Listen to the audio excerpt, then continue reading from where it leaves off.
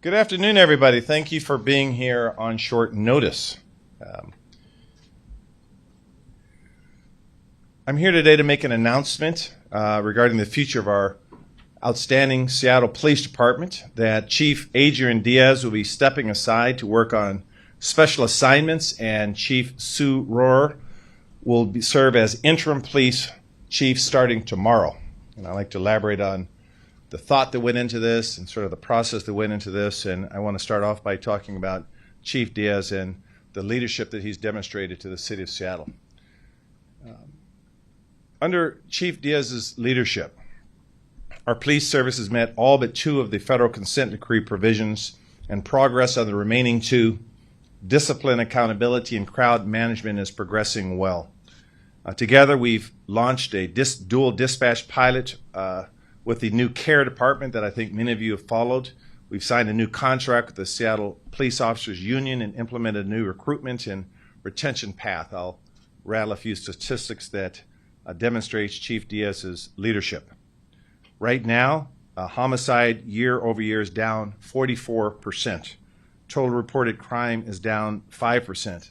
Since the SPAW contract was approved, we've been receiving around 17 to 19 applications a day. And at the same time last year, we were at 5 to 6 applications a day. That's a 300% increase. Again, total reported crime continues to decrease this year, and the number of, quite frankly, the number of events we're seeing, the number of interactions that are positive we're seeing, as demonstrated by our application under the consent decree under this chief's leadership, has been outstanding. I first met Chief Diaz, who, by the way, served with the Seattle Police Department over 27 years. I should also mention that he's the president of the Police Executive Research Forum, PERF, which is a reputable organization that does some outstanding work. I first met Chief Diaz around 2007, 2008 in community, where he's established himself as a community-based kind of person. He has credibility in many organizations, particularly in underrepresented or black and brown communities, people of color. And I would be the first to say that his integrity, in my mind, is beyond reproach. And he is a friend, and I want to thank him for his service. We are now looking at the internal culture, of course, at the police department. We are trying to create a representative department of who we are at our best, a culture that we can stand in any city and say we are truly the best, realizing that there are cultural issues in darn near every police department in this country. We want to stand shoulder to shoulder with everyone, and it talks about race discrimination, gender discrimination, diversity, inclusivity, that we model our values. Recent allegations of discrimination and prejudice and harassment in the department, as you well know, has caused me to appoint an independent and objective investigator to review these allegations and the case files that have been completed. This work continues to be underway. We support that work, and I also reviewed the report on the perspectives of our female officers and found their feedback incredibly important. So Chief Diaz and I had many discussions over the years, and I think he should be commended by suggesting that we put the needs of the city first. We put the needs of the police department first. He's agreed to set aside and to work on special projects and to realize the kind of culture change that we want perhaps could be better served with him stepping aside. We also want to make sure that anyone that has any complaints within the department do not have a threat of retaliation or any blowback, so to speak, while the investigation occurs.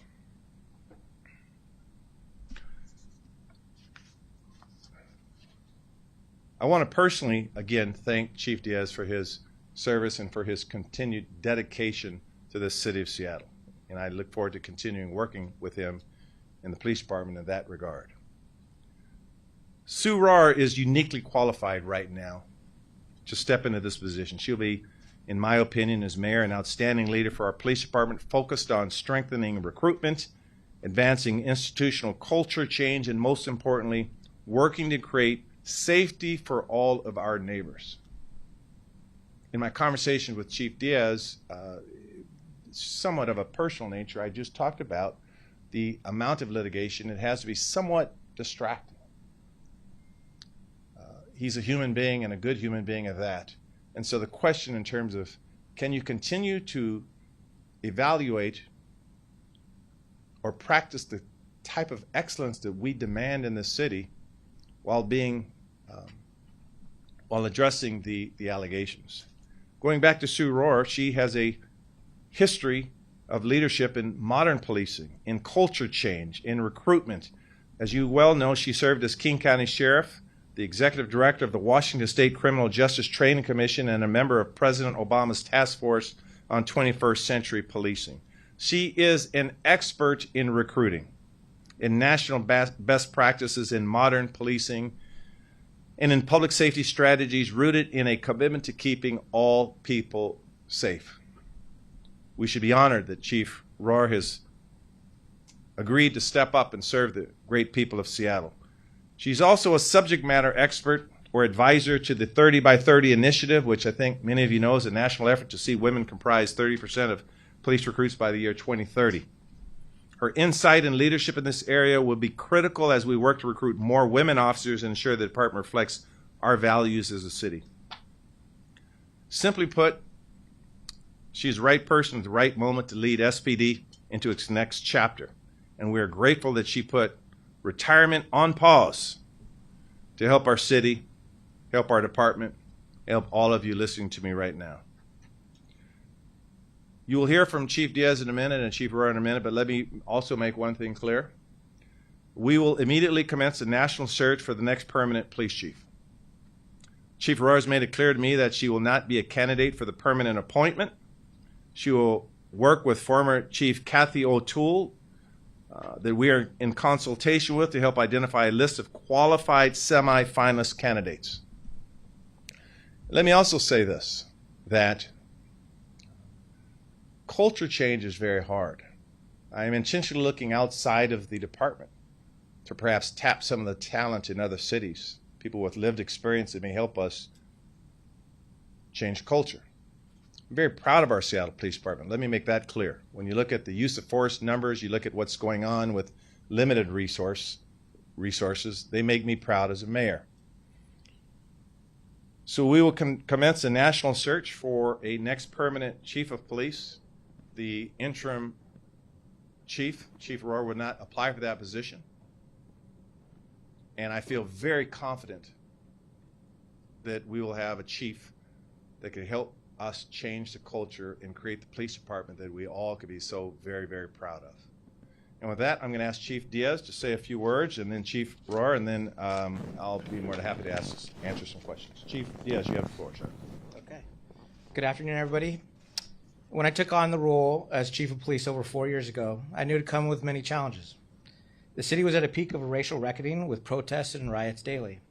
There were calls to reimagine policing, a consent decree that had to be reset, a push to defund the police, violent crime on the rise, a culture that required change, and along with my command staff, I dove in to find solutions.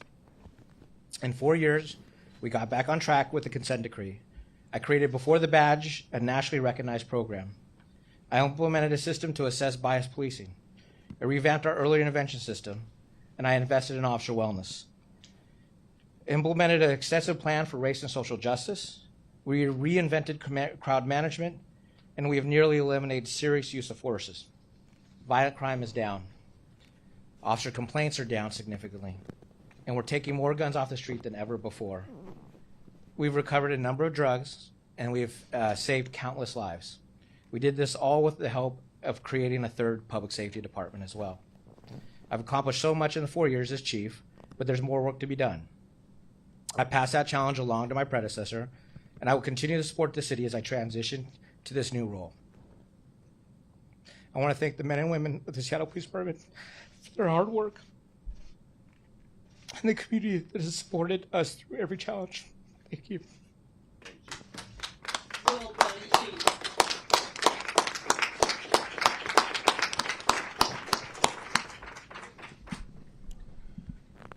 What you saw was authenticity at its finest. I will say, publicly and privately, Chief Diaz is a good human being, and he served us well. And I want to thank you for your continued leadership. You can't make up that kind of heart, and he's dedicated 27 years of public service to this city. And it is because of his commitment to this city, and I'll be just candid with all of you, as I only know how to be.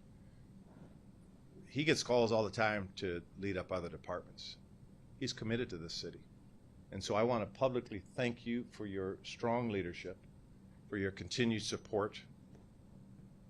And with that, I will introduce Chief Rahr, Susan Rahr, and I gave your bio, but the mic is yours. Thank you, sir. Oh boy, that is, you can see why this is going to be a tough challenge, because I've got some big shoes to fill here. I am incredibly honored to be asked to step in and steer the ship as the mayor identifies a new chief. I just have a couple things that I want to say. First, to the men and women of the Seattle Police Department. You're going through some turbulence right now. I recognize that, and I want to do whatever I can to reassure you we're going to get through this. The first thing I'm going to do, first day in office, tomorrow morning at 9 o'clock, I'm going to start by listening. I want to hear from the men and women of the Seattle Police Department what you're seeing, what your ideas are, what you need. I need to understand what you're all facing on the street. I also need you to be brutally honest and open with me so that I can understand. Armed with that information, I am going to do my very best in the short time that I'm here to get you the tools and support that you need to deliver good policing to the people we serve. The Seattle Police Department has incredible talent that sometimes doesn't get recognized, and my goal is to make sure that the community gets to see the great work that's being done and build on that some more. To the people of Seattle, I know there are communities that are really grieving with this change, and I understand that. I'm also going to start, Reverend Walden, by listening to people. I want to understand what we can do together to improve people's sense of safety and to gain your trust. I know that's going to be a tough road, but we're going to do it. It's going to take me a lot of time to do this because I know the residents and the businesses in Seattle are not one big monolithic block. Everybody's unique, every community's unique, and I'm going to take the time necessary to listen and learn what your needs are, what your ideas are, and what we can do together to continue improving safety. Finally, several people have asked me, why did I take this job? I was perfectly happy with my grandkids, doing a lot of work in the consulting world on trying to improve the profession of policing. But I have to say, I feel a little uncomfortable standing in the sidelines preaching about what leaders should do. And I decided it's time to put up or shut up. So I'm going to jump into the arena again, not for a long time, but long enough to try and help my brothers and sisters that I've watched from across the street for so many years. There's still a few people that are as old as me, still in the Seattle Police Department, and I'm going to need a lot of help, and I'm going to have to gain wisdom. Eric, I work with your dad. I know your dad better than you, but I really am. I'm really excited to meet the men and women inside the Seattle Police Department that I don't yet know, because I know they have a lot of good ideas, and I know they've got good hearts, and I want to help them get those hearts out on display. So, Mayor, thank you again for your confidence. I won't let you down. Thank you. Thank you. Okay, before I take a few questions, I do want to recognize Senator John Lovick here. Thank you for your continued support for public safety and for community. Thank you for being here. I want to recognize Councilmember Rob Sacco, who is here as an elected leader as well. And with that, I'll be more than happy to take some questions. Jim, I may have to help me navigate a few here. So we're going to have a little order here. Just one sec. Just one sec. I heard Deborah in the back, though. She was. Okay. Natalie, go ahead. I tried, Deborah. So. Yeah, I didn't see Deborah. I'm sorry. You're next, Deborah. Mayor, first, two-part question. First, are there any other command staff changes that you can tell us about? And secondly, just with no formal firm leadership in place right now with these changes, can you tell people is Seattle safe? Talk about public safety. Sure. Thanks for the question. First question, would there be command staff changes? We're discussing that now. Interim Chief Rahr will make some decisions, and those discussions are occurring now. And number two, the city should have the ultimate faith in our police department. They are showing outstanding leadership. This is how you get better. How? You evaluate yourself. You hire people to give you feedback whether you want it or not. You have open dialogues with proven leaders. You put your own egos to the side and you say, we can do and we can be better. So the people of Seattle should feel good about this move. We don't make panic moves, we make strategic moves. And if there's one takeaway from this press conference, is I stand with this fine leader. That is his sacrifice for 27 years that we are building upon. So the people of Seattle should have the utmost confidence that we are trending in the right direction with the right policies and the right people, and we're going to keep on keeping on. Next question, please. We'll go to Deborah. Mayor, Deborah Horn from Cairo 7. You said glowing things about outgoing Chief Diaz. What was the straw that broke the camel's back? And then I do want to ask Sue Rahr a question as well. Okay. So there was not one event, one straw that broke the camel's back, to use your description. My executive team and I, working with the police department, we are all about strategy and implementation. We're all about calibrating the issues of the city. And so, again, given the amount of litigation that has persisted, given by the interviews that we're having right now looking at one of the gender discrimination claims or harassment and hostile work environment, that we ask ourselves openly and honestly, number one, will the investigation, can we make sure that it is not impeded in any way, such that we have a good investigation, good recommendations? Might there be a threat of retaliation that we have to concern ourselves with? And if we're really committed to culture change as we are, should we make strategic changes? I actually signaled this about a month ago and asked the question openly. I said, I am always evaluating my department heads. The best thing a mayor could do is to make sure people at the right time are making the right decisions. And Chief Diaz is a human being.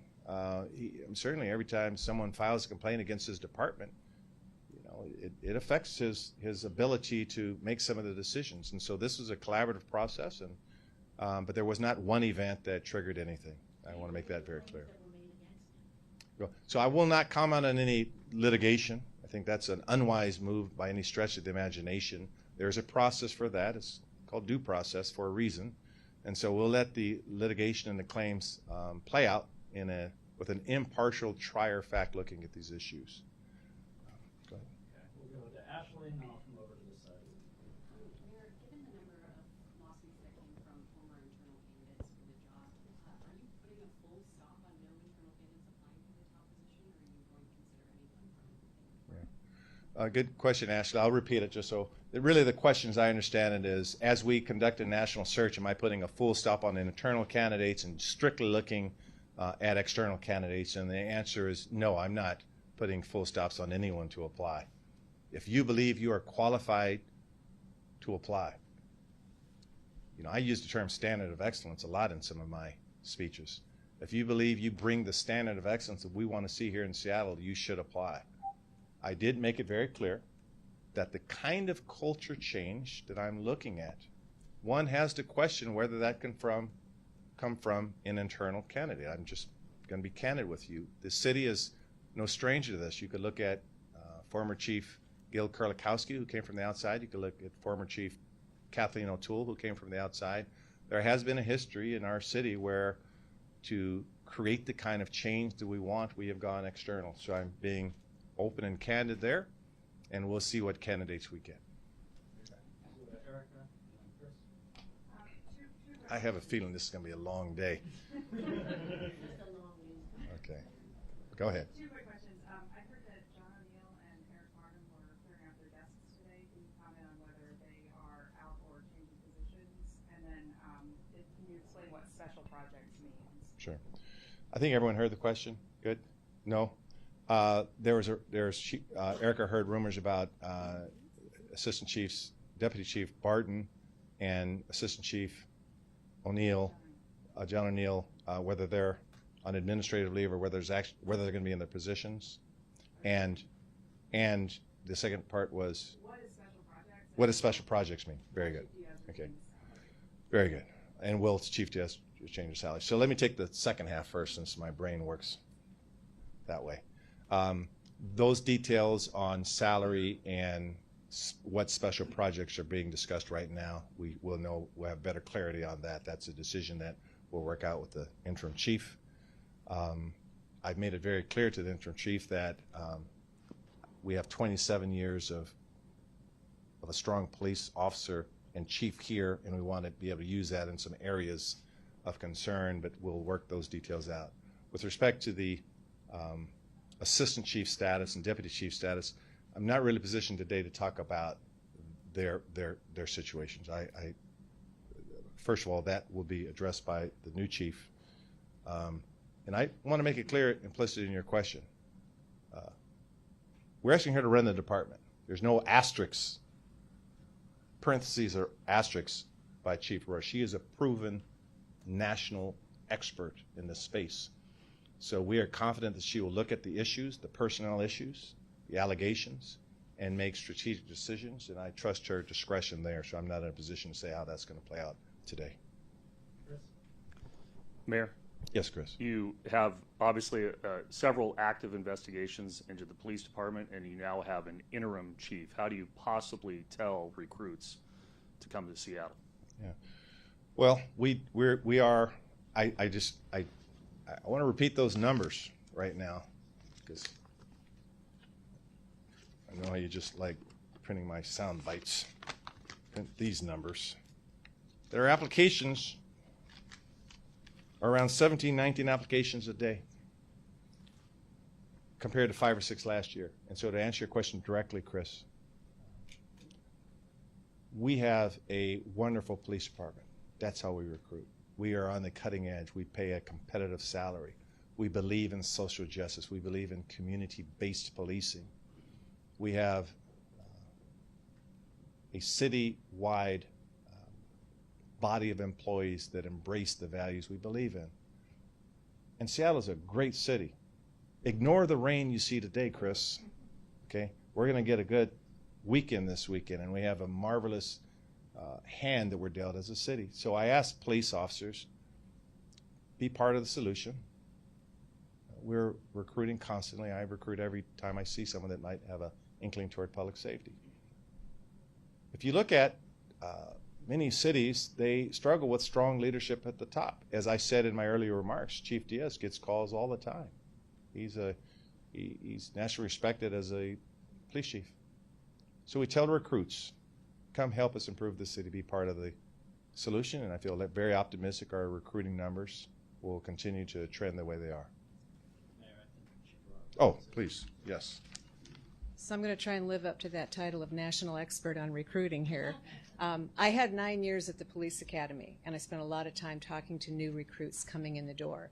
And you can imagine, after the murder of George Floyd and the uprisings, people kept saying, why on earth would anybody want to be a cop today? And I sat with my recruits and I said, this is the best time to become a cop. We are on the verge of a change in eras. Don't you want to be part of pushing this new change? When I look at what's happening inside the Seattle Police Department right now, I know there is some turbulence, but there is some incredible work being done. And I have to do a shout out to my friend Senator Lovick. We worked tirelessly for 2 years to get state law changed so that we can implement flexible work schedules, which all the research across the nation internationally tells us that is our strongest recruiting tool for women, is to have flexible work schedules. I hope that we are able to work together as a team to make Seattle Police Department the most attractive department for women to come to work. Now, I want lots of people. We need lots of diversity. We need diversity of experience. But Seattle Police Department, if I can do it, is going to be the top recruiter for female recruits. This is going to be the place people want to come to work. I'm confident of that. And we'll go to Amari and then David and then Ashley. Thank you. Thank you, Mayor Harrell. Amari Salisbury, Converge Media. So you had mentioned, I think, the number there on the sheet said that homicides year to year now we're down 44%. Chief Diaz has over 2 decades just in community working with a lot of different groups and organizations. A lot of those organizations, community members are on the front line right now in violence disruption here in the city of Seattle, especially the neighborhoods that we represent in the Central District and the South End of Seattle.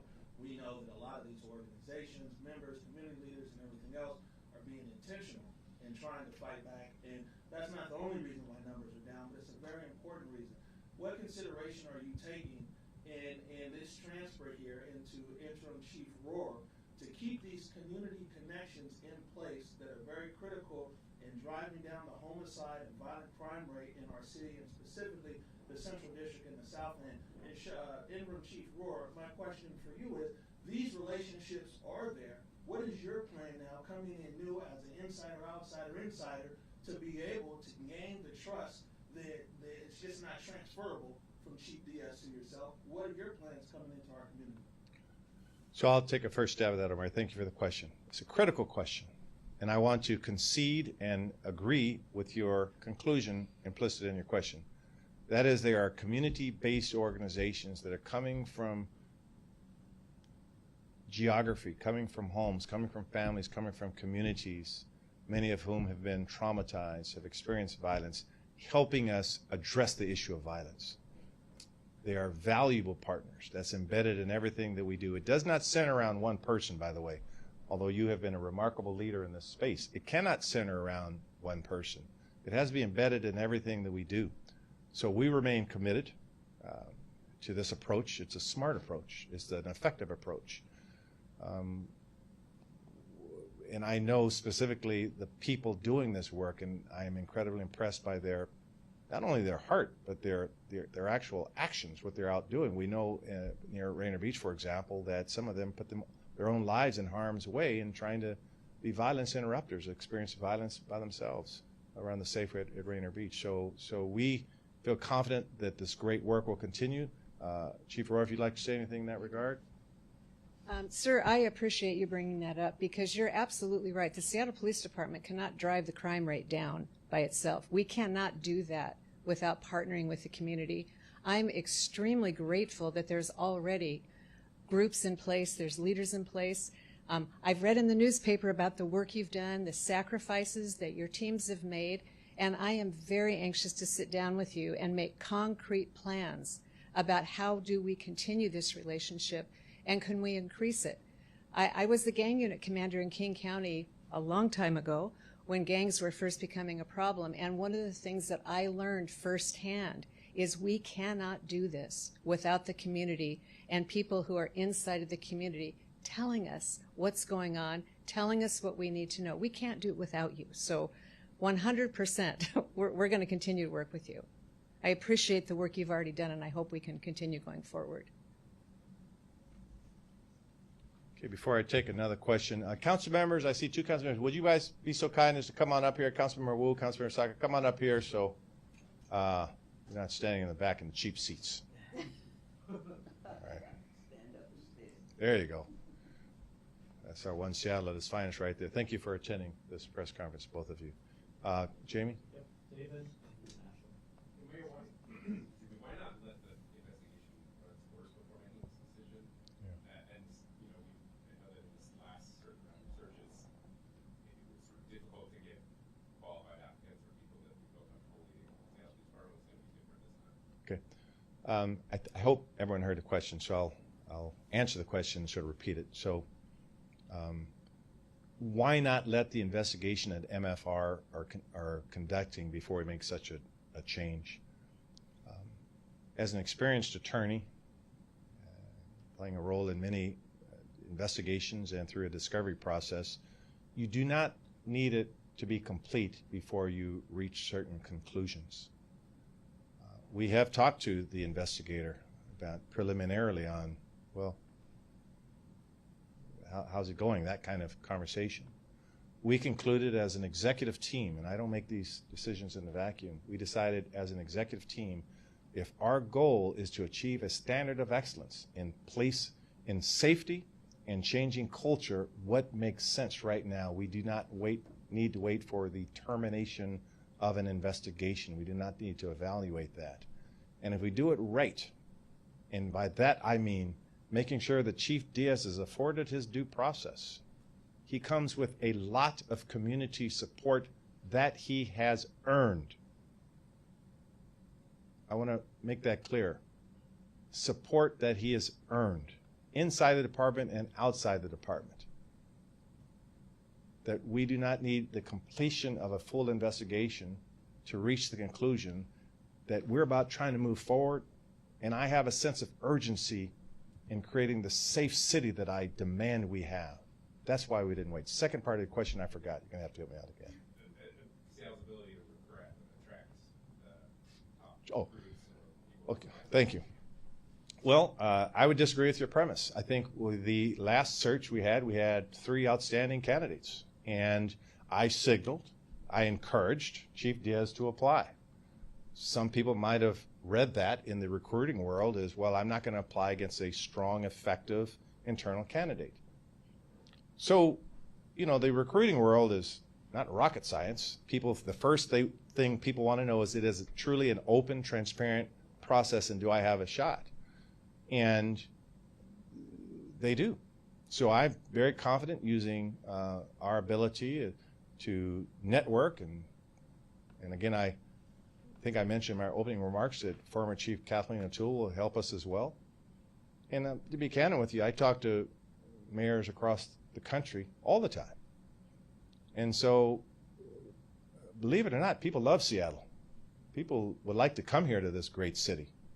I could brag about this place all I want.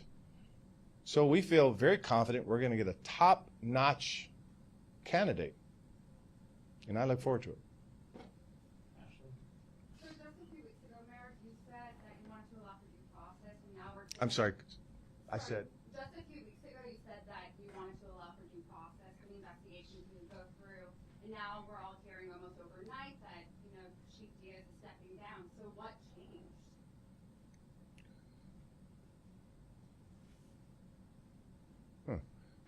Nothing changed. I thought I answered that question earlier. Let me say it in a better way. For the last month or so, even maybe before that, we are constantly asking ourselves, how can we be better? How can we do better? Not just the police department. I have north of 41 departments that I ask the same question to at our cabinet meetings. I'm always evaluating. I'm evaluated every day. My executive team are evaluated every day. So no one event sparked there was no epiphany that said we have to make a change. It was a result of deliberative thought, strategic thinking, a commitment to excellence, and we decided to make a leadership change. So that's go ahead. Can you tell us more about Diaz's new role? What rank will he Oh, I think I didn't answer that earlier too. So we are discussing that now. So I'm sure there'll be some follow-up requests on that, and so we will, again, I want to capitalize on his remarkable experiences, being a 27-year vet within the police department. I want to capitalize on Interim Chief Rahr's expertise in leading and see where there's a good fit, and I don't want to prematurely thwart that right now. So that's a discussion that we're having right now. So 2 questions. First and foremost, unfinished business. What is going to happen before the Daniel Otter's case, since there's an announcement scheduled to happen soon? And to the emotional side of this, clearly, like, you can see the emotion in both of your eyes. Was this the hardest decision you had to make as mayor? Sure. Thanks for that question. Dealing with Officer Otterer, that again, we are going to, the Chief Rahr will be fully briefed on everything. I'm sure she is aware of the situation. She will make the decision as the process allows. We don't thwart that decision, and I expect she'll make that decision. I don't want to say in a few weeks, but you'll make it in a few weeks. No, I'm just, I think in a few weeks. I'm going to say that's usually historically. Let's talk about the second part of your question. I don't know the answer of this. I lead with this. It is, I believe in Chief Diaz. He's first and foremost a friend. And I believe he's extremely talented as well. And he did inherit a culture. He inherited a culture. A lot of the issues, a lot of the allegations certainly predates his tenure as a chief. So all of decisions that I make, and it doesn't even have to be at that level, by the way. It could be a mid-range manager. Whenever there's anything that resembles an adverse employment action, yeah, these are tough decisions. You know, I have an HR background. And, did a lot of work in employment law. These are very emotional. So yes, it's one of them. It's a very emotional decision. But I continue to believe that Chief Diaz will still add incredible value to this city. And I'm not ashamed to say that he is a friend. So emotional, yes. But I believe it's the right thing to do for the betterment of the city. And again, I want to thank Chief Rahr for stepping up. Take a few more questions, and I want to prioritize people who haven't asked questions yet. So I think I said Guy next. Hi, Mayor Harrell. Hello. This is a time of reckoning for the Seattle Police Department. Will you now finally apologize for the 2020 protests and how the Seattle Police Department brutalized many protesters and members of the public? And how can you reassure them that we won't see more excessive use of force on such a big scale the next time we have a lot of protests? Yeah. Thank you for the question. So with respect to the 2020 protests, on behalf of the city of Seattle as the highest executive, I do apologize if any of the actions of the city employees, the police department, violated people's constitutional rights. I was on the other side of this incident as a lawyer for many years, protecting people's right to protest, right to speak. I was fully committed and made sure I hired the right people that aligned themselves with those same values. You know, I was just born about 8 blocks from here. I've seen some of the best times and some of the worst times. Those are painful memories for a lot of people. And so I'm confident that once again, if we talk about these openly, talk about our soft underbelly, so to speak, where we are vulnerable, that's the only way we can get better. And so we are very bullish on data and use of force incidents. You may recall that I was the author of the racial profiling bill to make sure that certain people are not profiled in terms of who are charged and who are prosecuted. So we will remain committed to this work. Again, thank you for your question, and I feel pretty excited about the future for us. Connor, and then Jonathan, and then Matt. I actually have a question for Interim Chief Rahr. What are your top priorities during your time with the Seattle Police Department? Well, I know for right now, for the first couple of weeks, it's going to be entirely focused on listening to people, meeting with people face to face, both internally and in the community. I'm going to rely on Chief Diaz to help me make sure that I reach out to all the community members that he's been working with directly. So I'm going to be doing a lot of listening. I'm also going to be looking for opportunities to start work on our flexible work schedules, because recruiting is, right now, it's a critical need. And that's something that I can do relatively quickly that I think will have a very quick impact. We're already, the recruiting numbers are starting to get better. The contract has been resolved. So I want to grab that wave of momentum and keep building with it. But really, truly, I'm going to say 2 things. I need to listen and learn, because I don't have all the information I need to make decisions yet. I need to talk to the people who are on the street, to the people who live and work in the community. Mayor, with these ongoing allegations, you and your team clearly made the assessment to move on from Diaz. Same time, if this becomes a distraction, why not just move on from Chief Diaz? And how do you make sure that his presence doesn't cause problems for the rest of SPD for moving on and taking this fresh start? Sure. Thank you for the question. Because I believe that Chief Diaz has incredible value to add to this city, that I think he has life experiences and leadership experiences that are still an asset that we want to capitalize upon. I believe he remains committed to protecting people in this city that is so critical to this kind of work. And for those reasons, we would love for him to stay on and lend us his expertise. I'm not going to mince words there. Two questions, one for the mayor, one for the chief. Mayor, I think following up on Deborah and David's question, we're still looking for that straw. Why, and David asked, why not let the investigations complete? So I have a political question for you. 2 years from now, you're going to seek re-election. Did you not want to have this specter of SPD and its problems going into this election, into your re-election campaign? Yeah. Is that part of the decision? Yeah, fair question. No. No. I mean, that's my answer. I make decisions based on logic, strategy, the need for effectiveness. I've been elected 4 times in this city. I've been around the block a few times. The needs for this city outweigh a political agenda. We believe this is the right thing to do. And again, I want to thank these 2 fine human beings in back of me for helping me lead this city. My style of leadership are to hire and be around strong people. I have a team. I try to push my team. They have to keep up with me. So it wasn't a political decision. It's a decision we think is in the best interest of this city and in the best interest of this department. I'll follow up with Chief Diaz. Chief, you are the president of the PERF and a lot of connections through that, as well as all the connections the mayor talked about. Do you hope to be a police chief in another city somewhere?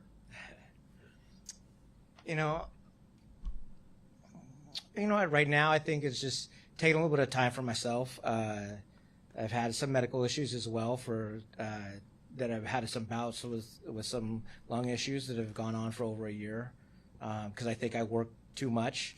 So I'll be able to assess that and be able to deal with that. But I do think there's still a lot to offer, and I want to make sure that the city gets everything that I want to be able to help out with. And then I'll assess what it looks like for maybe another city. I don't know. But right now, I think it's also just kind of taking a little bit of time for myself. So thank you. We'll go to Andy, and I think Shannon, did you have a question? Andy from Public-Cola. I've been talking to Seattle police officers, and you talked about a culture of retribution, and that there's been accusations. I don't think I've used that term, a culture of retribution, but go ahead. Go ahead. I didn't talk about it at all. Did I? Did I say a retribution? Retaliation. Oh, retaliation. Yeah. Yes. Okay. There you go. And so, there's talk of the OPA investigation system being used against people in retaliation. Will you also consider looking at leadership of OPA and OIG as you're looking at the top leadership and making changes? Yeah. Fair question. Right now, I am not. What we are looking at, however, is the whole accountability system. Is it effective? Not so much worried about the personnel of the people. They are pretty effective leaders. But the system, it's a fair question to ask, can we make it better? And so I'm asking my executive team to examine that. But it's not something we're working on like tomorrow, the next day. That's not on the chopping block, so to speak, right now. It's a fair question to have with the city council as they look at the budget as well. To address the budget issue that many of you have written about, we do have to look at the way we do business in this city. In every aspect of our operations, we have to be more effective, we have to be efficient. So those 2 organizations, accountability, are not beyond that kind of evaluation. Yes. So, factual question, when did you first approach Chief Rahr about this possibility of doing so?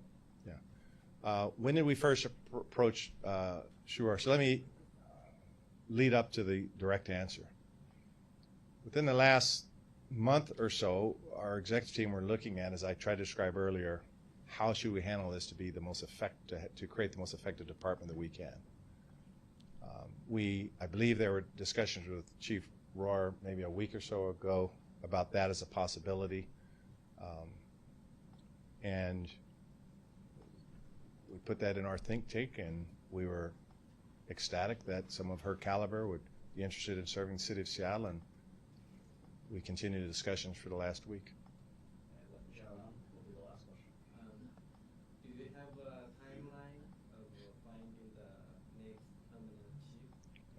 The timeline for the next chief, we will start next week the process by which we begin a search, and I hope to, I'm going to get in trouble on this one, but I hope to, I'm going to say 4 to 6 months, and I'm going to ask some of my people today, I get in trouble, and I'm going to say 4 to 6 months. I got some confidence there. So, you know, this process, typically, the historical practice is it could take around 4 to 6 months, and so that's sort of the time frame we're looking at. Yeah. I'll answer. What will Chief Diaz's title now be? So again, the details of that, we're having discussions right now with the interim chief, and we'll be more than happy to provide you information when that is worked out. Yeah. TBD, to be determined.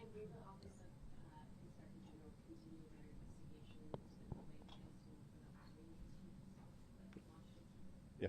We're not, there's no way we will thwart in any way, interfere with any ongoing complaints that have been made recently or not so recently. Those processes will continue, and we encourage the due process implications that come about when these things occur. So we're always supportive of due process rights. Quick question for Interim Chief Rahr. There's been a lot of discussion over this press conference about sort of praising Chief Diaz, and you've mentioned the need to recruit women through things like flexible schedules. Can you respond to, you know, without specifically getting into the allegations, do you have concerns about the culture of SPD and allegations of a culture of misogyny, and how will you address that? I'll be honest with you, I have concerns about the culture of all police departments. I think we are all trying to do better. I think it's a natural thing that happens when you have a profession that is dominated by one gender for, you know, half a century, 3/4 of a century, and making those transitions are really hard. And so I don't think Seattle Police Department is worse or better than others. I think we have work to do in every department. One of the reasons I was very anxious to jump in is I think the Seattle Police Department is open to doing something meaningful and implementing a systemic change, because we can keep playing whack-a-mole every time there's an allegation here or there, but until we change the system, we're not going to have meaningful change. And that was one of the things that really drew me to this opportunity, is to actually do something that's going to matter. You know that because you've been to my house. So I want to ask, you looked across the water, Lake Washington and Seattle.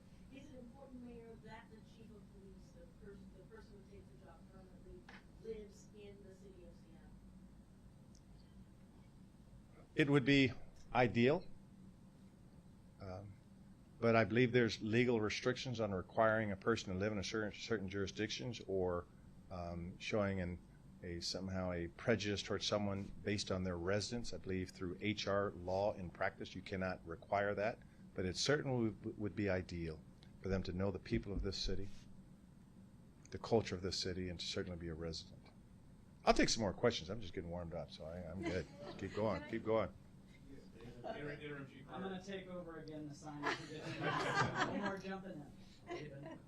My understanding is it will be because the highest rank that Chief Diaz has is lieutenant, unless you make that proactive decision, he would then go back to lieutenant. So do you have intention to then promote him to assistant chief, or will he start his know yet because I don't have all the, I'm sorry. I don't know yet because I have not been fully briefed on all the situations. I don't know what the HR rules are yet. I start tomorrow morning at 9 o'clock. Hopefully by 5 o'clock I'll have a better grip on that. I'm not sure yet. I could give you a little clarification, David.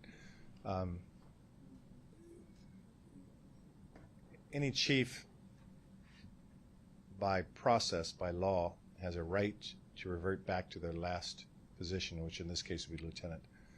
The rules also allow for discretion for that chief or even for an assistant chief. And that's why I'm intentionally being vague, because what's most important than the title for me as mayor, what's most important is the body of work that we want the chief to lend his expertise. And so that's why we're working through those issues now. We want it to be meaningful, and the title implication is not driving it. What's driving it is the body of work we want done. Is the salary part of that, the title chief? Absolutely. Absolutely. Yeah. So, and just to be clear, I'm sorry, just to be clear, and what I want to make crystal clear is that there is not a legal requirement that you put a chief on special assignment down to the last. There's historical practice down to the last rank. There is discretion on how that is handled, and the rules allow that. We are always in conference with our HR department and our law department and how we place people. So we're having those discussions now. Yes, sir. I have two questions. First, you have already pledged that you will not downscale the police department to meet the huge budget hole.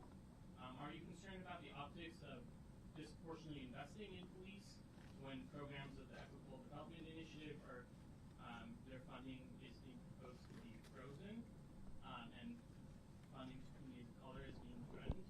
And secondly, do you think the internal culture and toxicity, whether it's sexism or racism, for employees of the police department, is that correlated with how they serve the community? And you see like disproportionately arrests of Black and Indigenous people, or use of force, or a lack of investigation for sexual assaults. Do you think those two issues of internal culture and external impact are correlated? Very good question, a little complicated, but I'll give it a shot.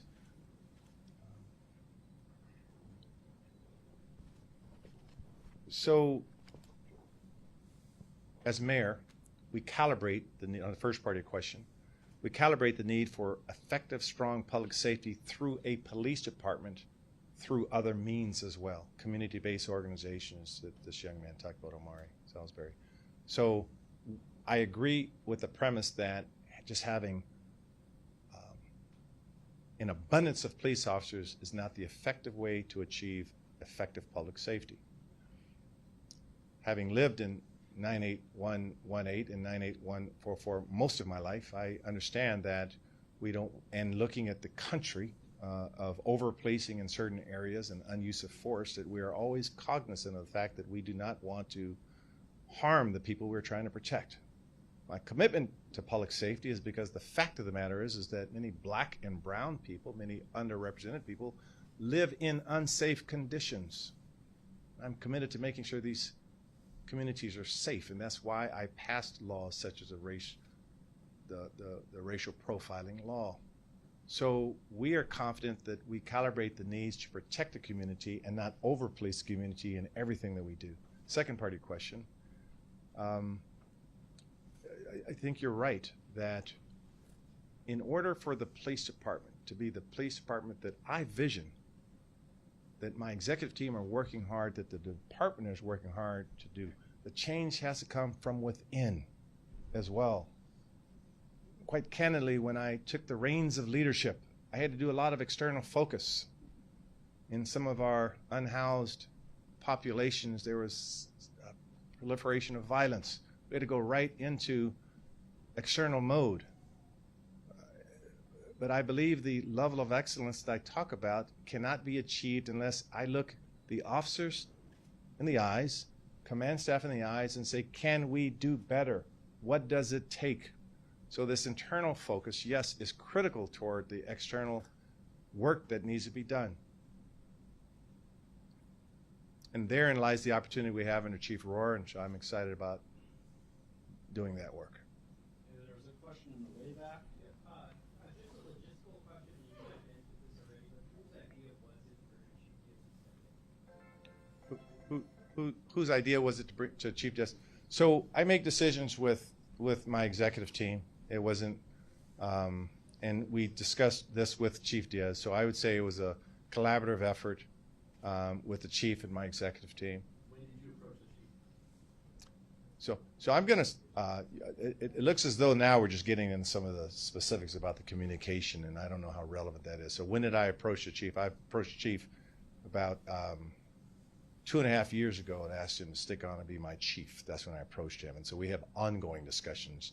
We evaluate everything that the chief's doing. And so the recent discussions I have with him are no different than the discussion I had with him a month or two ago. So again, I think that there seems to be this perhaps concern that there was an epiphany that was reached yesterday or the day before, or an incident occurred, and it just wasn't the case. It just wasn't the case. That, as I've tried to say on four occasions now, I think this is just in the best interest of the city. The interest of the city has to transcend everything else. And again, I want to thank the chief for looking at it the same way that I looked at it. So we're just sort of spinning around. Thank you. I don't like leaving questions unanswered, but you guys are getting into the rest of the command staff. Okay, go ahead. There was an Assistant Chief Davis that was put on administrative leave last week. Does that have anything to do with what you're discussing today? Yeah. So the question is Assistant Chief, whether he is, O'Neill, whether that incident had anything to do with it. Not in and of its by itself. That is part and parcel of, I think, a larger part and parcel of numerous allegations made against the department, all of which we take very seriously. Numerous allegations, both in terms of harassment, discrimination, hostile work environment issues, and so it wasn't that incident. And the fact of the matter is that I know from speaking to the chief that every time there's an allegation, we have to put our arms around each other and talk to the executive team about what's going on over there. How can we be of assistance? The city council, they are concerned about these issues as well. But it wasn't one incident that, again, that triggered this decision that I've made. Yes. You're not a member of the press. No? But I'm just go ahead. Go ahead. My question is, what happens if all of these allegations turn out to be unfounded and just complaints in the department? Fair question. So let me repeat it. So Reverend Walden's question: what if through the due process that the allegations, the numerous allegations, are unproven or baseless? That's a good question. I just don't know at this point. I mean, in fairness to the chief, he's entitled to due process. I hope that I spoke at length about his 27 years of service. You saw his authenticity. Let me also make it very clear, there's no record that he's done anything wrong. That hasn't been proven anywhere, to my knowledge. Okay? So we're trying to, with the chief, trying to improve the safety of this city. So we'll see how the litigation plays out, and we also don't shame or ridicule people that make allegations. We make that clear.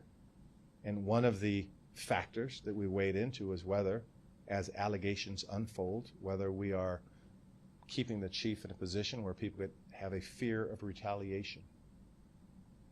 And that factored into our decision. I'm not pressing, but can I say something? Sure. I just lost my train of thought. Well, come back. So of course my feelings are I disagree with what's going on. This is an incredible chief. And so I feel like nobody's safe in the police department, because if somebody can make allegations after allegations, and then there's too many, you're out. Today, and you know I work with recruits, and I disagree with a lot. Recruitment isn't up. And today I went to a graduation, and it was unbelievable.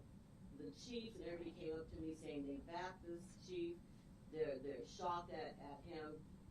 The due process didn't happen, no matter how you guys explain it. And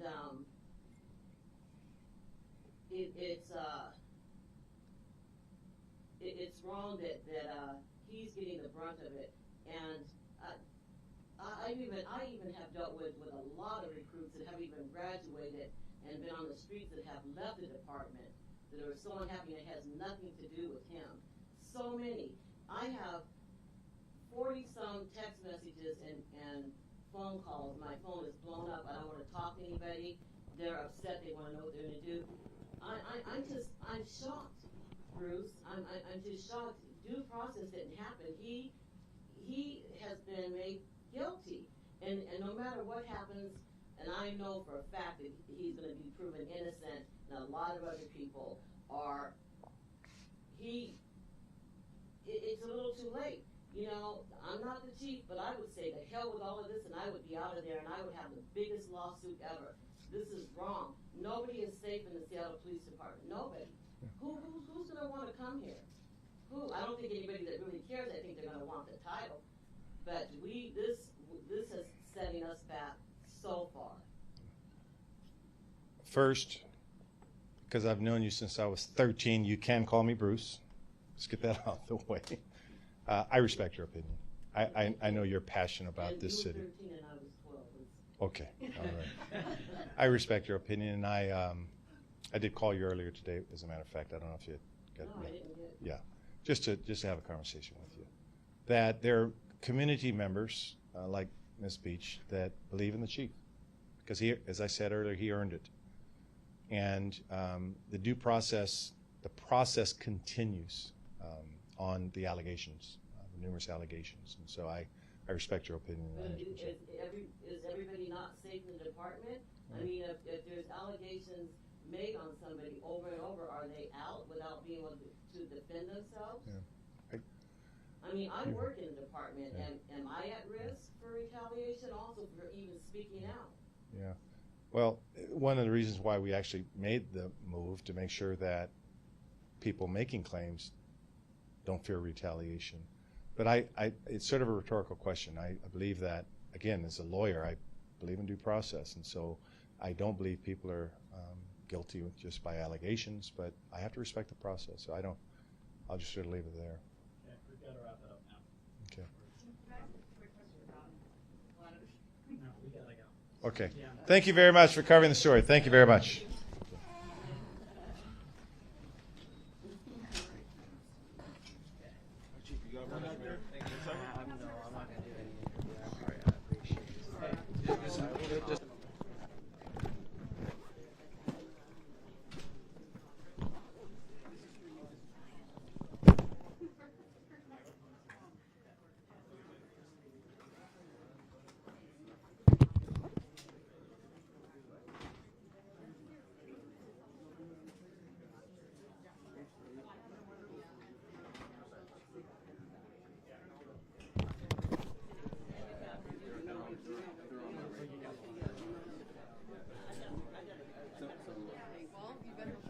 Sokka and Wu.